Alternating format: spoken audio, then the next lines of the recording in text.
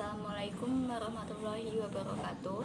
Perkenalkan, nama saya Amelia Putri Nuslami. Saya dari Prodi PAI semester 1. Saya akan mempresentasikan tugas mata kuliah saya, Psikologi Perkembangan, yang berjudul tentang awal kehidupan baru. Kelahiran bayi kembar. Pengertian bayi kembar. Kembar atau anak kembar adalah dua atau lebih individu yang membagi uterus yang sama dan biasanya, tapi tidak selalu dilahirkan dalam hari yang sama. Pada manusia, ibu dengan kandungan yang membawa bayi kembar dengan demikian akan mengalami persalinan berganda dan biasanya masa mengandung yang lebih singkat 34-36 minggu daripada kehamilan bayi tunggal. Karena kelahiran prematur biasanya memiliki konsekuensi kesehatan kepada bayi. Kelahiran kembar seringkali ditangani secara khusus yang agak berbeda daripada kelahiran biasa. Yang kedua, penyebab terjadinya bayi kembar. Penyebab bayi kembar menurut ilmu kedokteran bisa diakibatkan oleh beberapa faktor. Biasa saja, bayi kembar ini memang disengaja agar terjadi karena mungkin si orang tua menginginkan memiliki bayi kembar dengan cara meminum obat penyubur ovum, keturunan, dan lain-lain. Garis keturunan. Seseorang yang mempunyai sejarah atau garis keturunan memiliki saudara kembar, maka suatu saat akan ada kemungkinan memiliki keturunan kembar lagi. Yang kedua, melakukan program fertilitas. Program teknologi reproduksi yang terpesat saat ini juga memungkinkan tingginya kelahiran kembar akibat penggunaan obat yang menstimulasi terjadinya ovulasi dan sistem bayi tabung yang memungkinkan adanya embrio lebih dari satu rahim ibu. Yang ketiga, hamil di usia tua. Wanita yang hamil di usia tua besar dibanding wanita hamil di usia muda. Diperkirakan ovulasi akan semakin cepat seiring usia biologis yang juga bergerak cepat. Sekitar 17% wanita yang hamil di atas 45 tahun berpeluang mengandung anak kembar 5 tahun lagi sekitar usia 50 tahun. Peluangnya makin besar, yaitu 1:9 hanya saja mengandung di usia tua, sangat beresiko.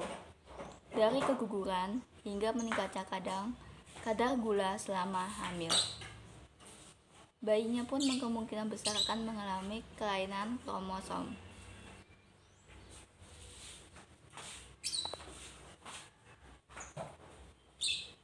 Gemuk atau berat badan berlebih menunjukkan hubungan yang erat antara kecenderungan kelahiran kembar dengan naiknya kasus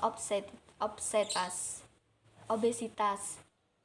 Menurut penelitian, ibu dengan body mass index atau BMI lebih dari 30 berpeluang mengandung bayi kembar. Tapi statistik ini hanya berlaku bagi pasangan dengan sejarah keluarga kelahiran kembar.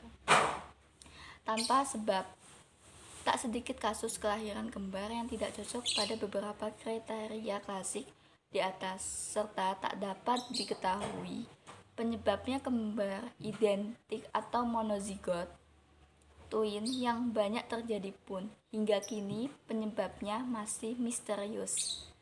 Proses terjadinya bayi kembar dilihat dari asal-usul zigot. Dikenal dua jenis persalinan kembar, yaitu fraternal atau dizigotik dan identik atau monozigotik. Kembar dizigotik adalah hal yang umum terjadi pada vertebrata, sementara kembar monozigotik merupakan hal yang jarang dijumpai. Manusia memiliki kemampuan ini.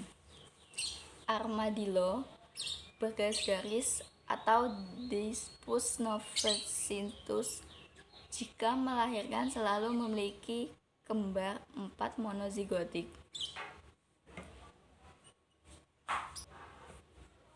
Penyakit yang ditimbulkan beberapa komplikasi yang dapat dialami ibu hamil anak kembar adalah yang pertama, hipertensi gestasional, yang kedua, preeklamsia, yang ketiga, diabetes gestasional, yang keempat, anemia. Hipertensi gestasional adalah tekanan darah tinggi yang dialami saat kehamilan. Yang kedua, preeklamsia adalah kondisi yang ditandai dengan tekanan darah tinggi, protein di dalam urin atau proteinuria, ketidaknormalan hati dan ginjal, dan kadang bengkak pada kaki dan lengan.